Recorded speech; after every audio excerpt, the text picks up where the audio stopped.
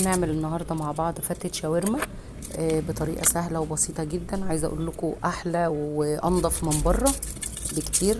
احنا اللي عاملينها على ايدينا وفي البيت، ان شاء الله تعجبكم. وهقول لكم دلوقتي على البهارات اللي هنتبل بيها الفراخ.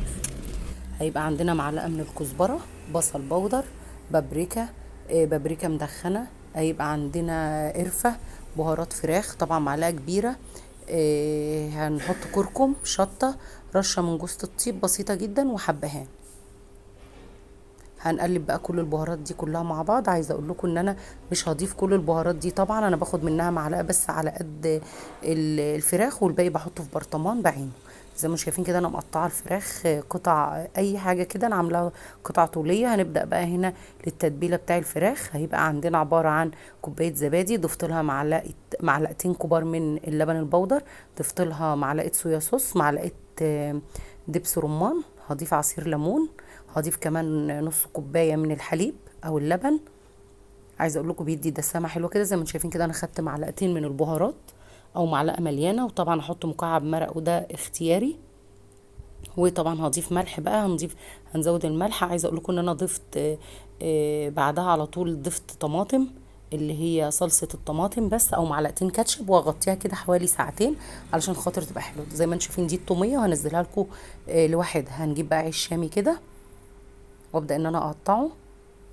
ان شاء الله هنزل لكم التوميه في فيديو لوحده. هاخد كده زي ما انتم شايفين كده قطعت العيش، وهعمله انا في الاير فراير. ممكن نعمله في الفرن او نحمره عادي خالص في الزيت. هحط له كده معلقتين زيت وادخله الاير فراير. هنيجي هنا بقى كده للشاورما. انا عايزه اجيب زي ما انتم شايفين كنت ضايفه لها طماطم زي ما قلت لكم، او صلصه طماطم او كاتشب. هنضيف كده، هنيجي هنا على صينيه كبيره كده نضيف لها مكعب زبده. وطبعا ما كنتش ضايفه توم، هضيف بقى انا التوم كده وانا بشوح. هنزل كده بالشاورما، هفردها كده عشان خاطر ما تنزلش الميه بتاعتها في الصينيه لحد ما اخلص كل الكميه. وطبعا مش بنزلها كلها مره واحده لحد ما تبدا ان هي تاخد تحميره كده، وفي نفس الوقت يعني ما تنزلش الميه كلها. في الاخر هشغل الفرن على درجه حراره عاليه جدا، وهدخل فيها الشاورما.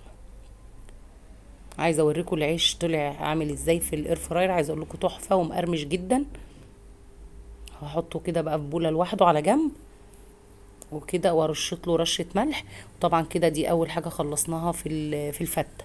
زي ما انتم شايفين كده انا دخلت الشاورما في الفرن وعلى درجه عاليه على الرف الارضي، وهسيبها بقى لغايه زي ما انتم شايفين كده تتشوح. زي ما انتم شايفين كده هبدا بقى ارص طبقه العيش. طبعا هرتب بقى الطبق بتاع الشاورما زي ما انتم شايفين كده واضح.